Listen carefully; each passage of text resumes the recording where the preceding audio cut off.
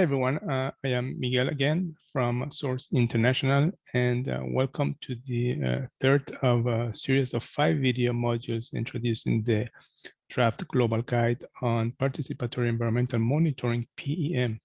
In this video, I will provide an outline of Chapter 3, the PEM Committee, and this is likely the most important chapter of the guide. And what it is a PEM committee. A PEM committee is a multi-stakeholder group that can be formed by community members, local, regional, or national governments, NGOs, businesses, academics, or research institutes, and or international organizations creating to co-design and execute environmental monitoring through collaboration. But supervising extracting operation is not the main objective of the committee, but protecting the environment and contributing to the achievement of the overall SDG, including SDG 6, clean water and sanitation, and SDG 15, life on land. Actually, PM committees can emerge even before the operational stage of any exploitation.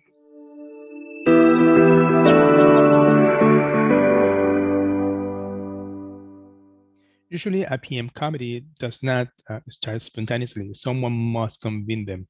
Therefore, there is a need for a permanent community and government champions, not project-funded based, social capital generators who can partner with the businesses, professional scientists, and other actors. However, improving awareness of and engagement in PM is a major challenge.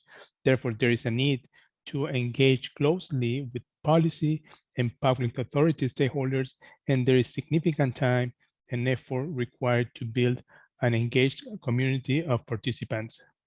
The committee usually builds on an existing organization within the community, as the location of extractive commodities, including mineral deposits, is usually found in the areas with a low population. These organized communities normally arise in rural areas. For the community members of the committee can be convened through social media channels or by word of mouth.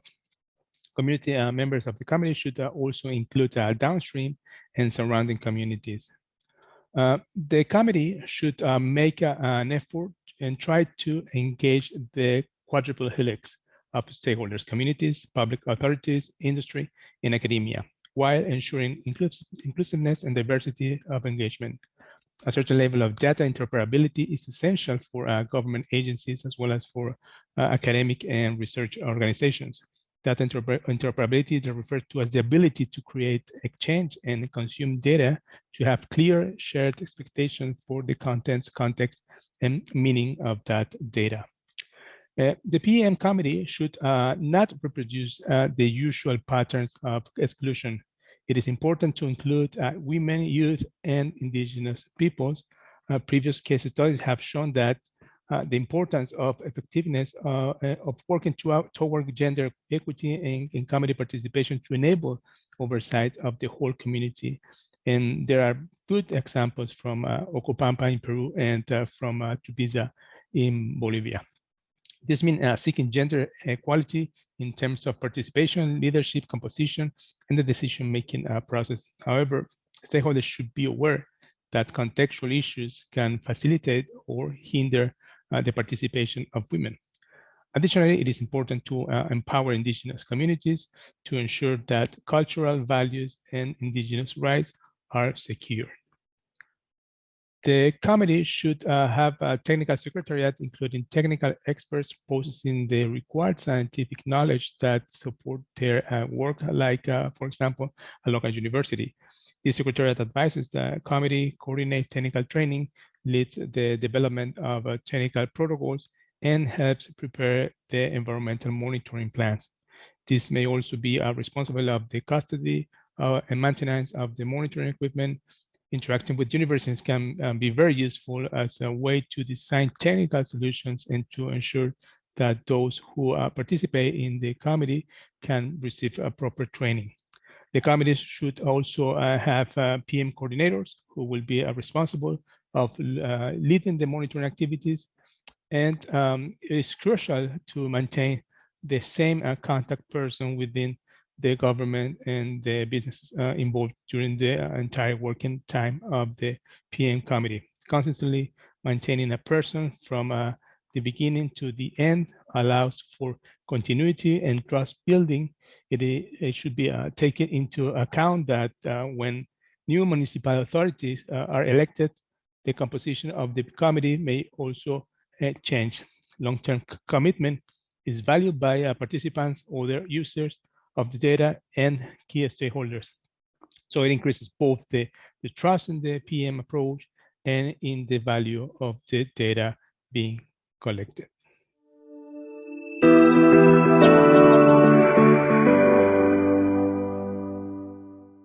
The functioning of the PM committee depends on context, which would influence what role is to be given to the committee.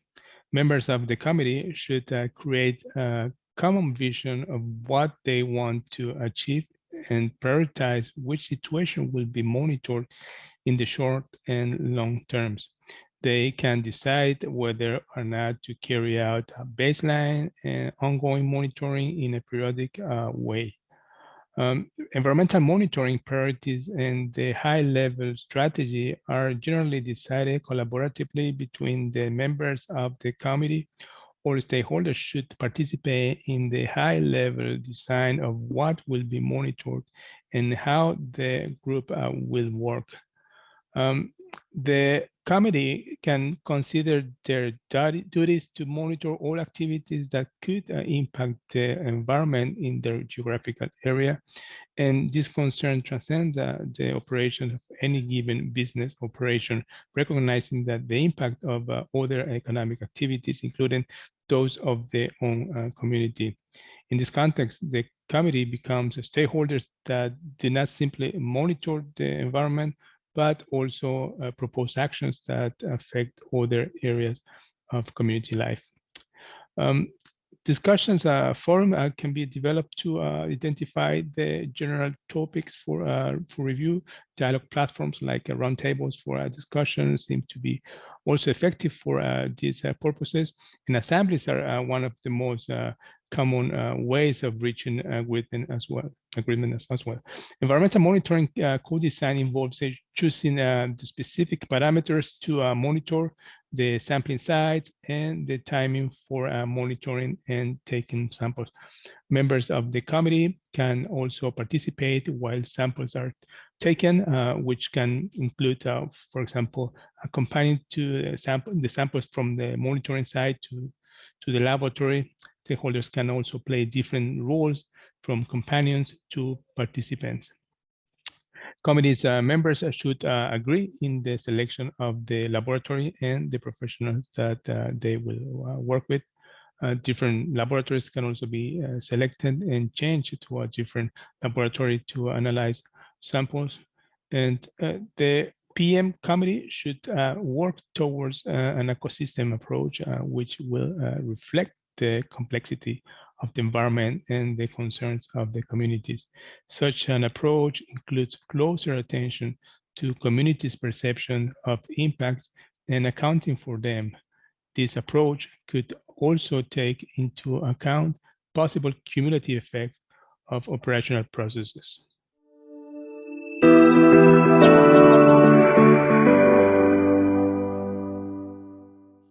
In order to standardize the PM design, implementation, and data management and use, the PM committee should formalize their processes, including protocols, manuals, and permanent trainings.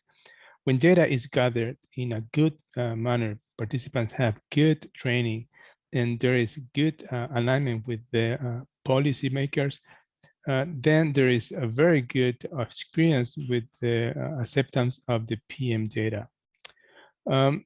The committee should collaboratively establish simple, replicable, and sustainable operation protocols. Formalizing the processes may involve highly technical issues, such as sampling protocols, the implementation of quality assurance processes, and sophisticated data management systems that can require the involvement of governments, companies, and universities. The committee can start the process by identifying areas in which they need more support. Protocols and methodological guides need to be created with which can improve the standardization and validation of the results. This helps ensure that the data obtained are perceived as legitimate. This also includes the official data reports resulting from the monitoring activities. And these guys could consider technical environmental aspects, but also leadership, resource convening, management, and constructive communication.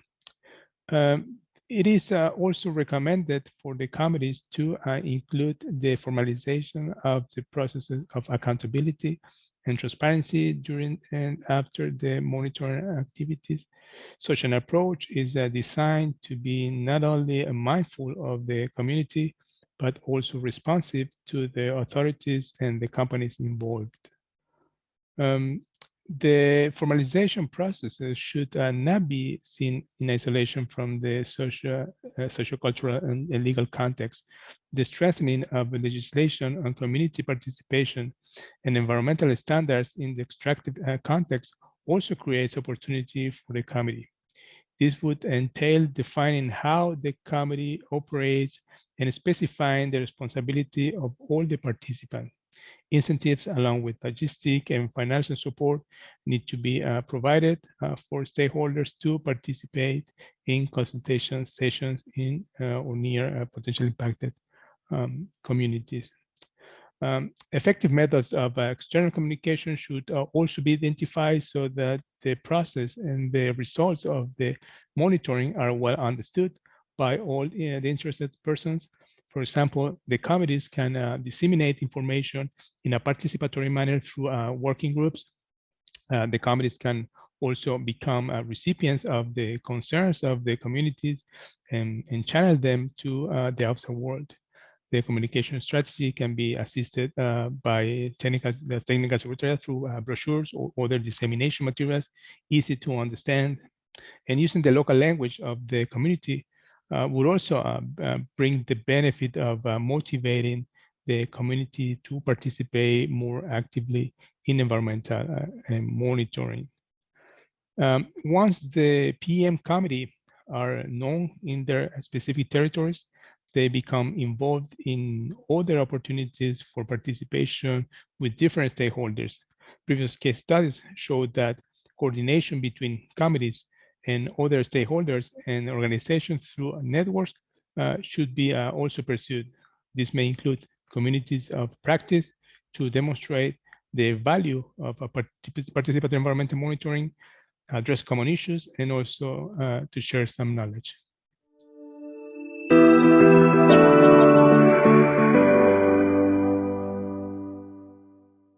An important part of the formalization process also has to do with the institutionalization of the PM committee itself.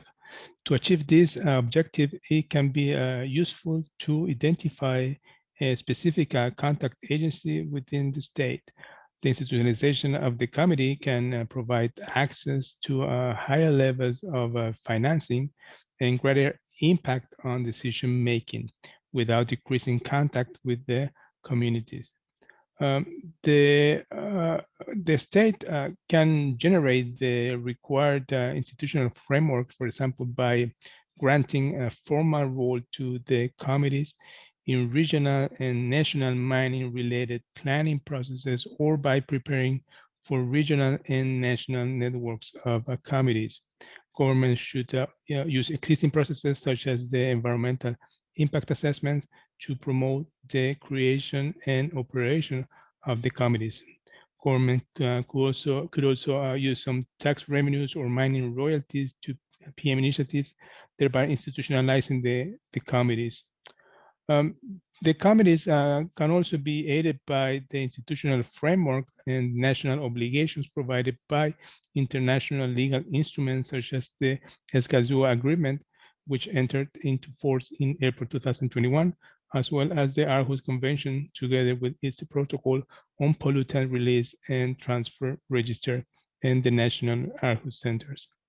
The institutionalization of the committee should also include agreements and protocols to report threats, harassment, and criminalization of committee members or any community member involved in the PM activities. The complementing the institutionalization of the committee, participation in other structures such as health, community development, for example, highlights the importance of its role and enables to coordinate more effectively with local decision-making mechanisms. Therefore, opinions of the committees may extend well beyond issues that are strictly related to environmental monitoring, and there are good examples in Tupiza and Pacoata in Bolivia.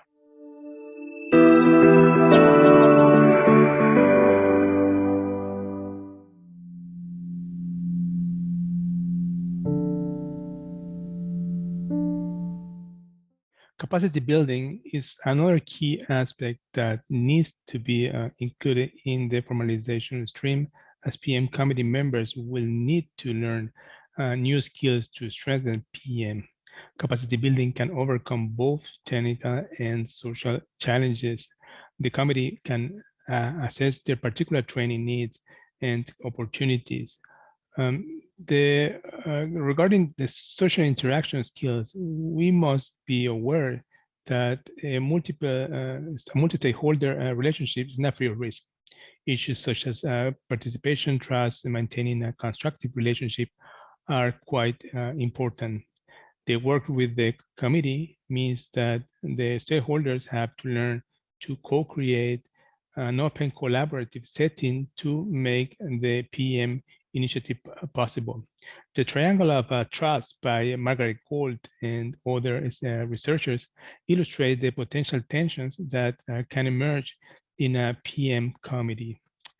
According to the authors, there must be trust in the project from all three actor groups. In the triangle of trust, the communities, and the scientists, and the government or other stakeholder, and there's must be real value in the data for each in order to meet their own needs and goals. Achieving buy-in from public authorities in the aims of PM is often a matter of building up trust in the reliability of community-generated data. Investing time in the development of a shared vocabulary and shared storytelling at the outset of an initiative is therefore time well spent. The environmental monitoring is also highly resource intensive for any party that is involved and requires a high amount of social capital to maintain consistent quality data records. Soft skills to develop include a common relation management, resolution of social environmental conflicts, strategic planning, leadership, and community participation, etc. It is important to learn how to trust and communicate. It is difficult to trust someone else who uses another language and operates in a different way. Trust enables stakeholders to listen to one another, while stakeholders' transparent, consistent action gradually builds trust. The need to train committee members in conflict resolution and leadership has been strongly emphasized by already existing committees. Especially governments, communities, and companies must learn a common language that recognizes the others and must create a way to working that makes sense to all parties. Governments can empower the committee by listening to it closely. This can build greater trust and help communities work towards developing institutional status with governments. Training for government officials and for committee members in topics such as leadership and constructive communication should be promoted. To support committees, international agencies, including the UNDP, for example, can also promote multi-stakeholder dialogue processes to build consensus. UNDP's experience in conducting dialogue and helping governments build institutional frameworks to convene and lead multi-stakeholder dialogue can also foster dialogue with the committees. international organizations that provides forums, communication networks, knowledge products, and training specific for each actor can support this. National regional conference can also be organized where the communities can share their experience. And PM committees also learn relevant knowledge over time. Not only they do learn, but they use this new knowledge to increase their impact in the process.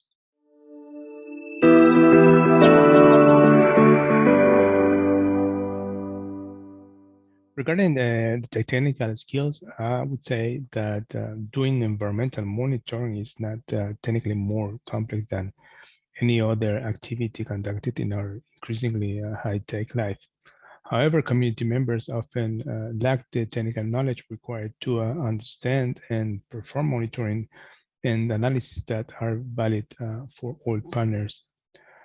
Regular training activities should include in situ environmental monitoring and sampling techniques and associated protocols, as well as environmental legislation. The training activities should be complemented with guided visits in the field and in specialized laboratories. Visiting other PM committees in the form of internships can also be used as a learning tool. Basic technical concepts associated with environmental media and parameters, the mining cycle, monitoring devices, data tools, etc., should be tailored to the audience. Technical training can also include other more general environmental issues such as solid waste management, natural resource management, or water and sanitation. The committee should professionalize the monitoring by moving from training volunteers or activists to more structured and ongoing instruction. This requires generating a stable group to participate in monitoring, which inevitably raises the question of whether to compensate those involved.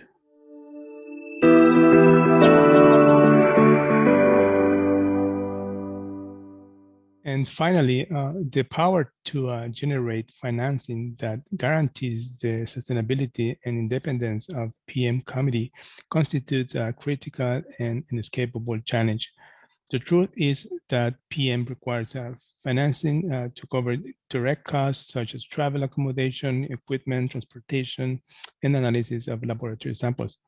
There are also indirect costs such as loss of wages for days not worked. There is therefore a need to generate creative mechanisms and arrangements that allow governments, companies, and communities to co-design fair economic strategies to cover the expenses of the committee. If the institutionalized committee becomes formally recognized by the government as a serious and valuable partner, PM would be an important asset, helping communities and then government agencies to collect and analyze large amounts of data that can help inform management decisions without compromising the sustainability of the committee over time. An institutionalized committee could even receive part of the royalties and taxes paid by the companies in order to finance the monitoring campaigns. Financial trust could also help finance the committees, and a more long-term step could also be to look for mechanisms that allow the committee to receive funding from other sources, such as from international aid. The PM committee needs to be able to balance different interests and see the value in good and extensive data, and have an open mind towards community-generated data being useful for everyone. However, all stakeholders must know, understand, and agree with the financing mechanism. And with this, we finish the third video module about chapter 3, the PM committee. But in order to inform the global guide through a collaborative process, we would like to hear from different stakeholders regarding a few relevant key aspects. So I have 4 questions for you. Can you share a good experience showing the acceptance of a community-based monitoring data by any other stakeholder group? What would be a good way of reducing the high turnover of PM committee members? Those involved in PM should be volunteers or they should be compensated. Why? And who should cover the cost of PM and the committee and why?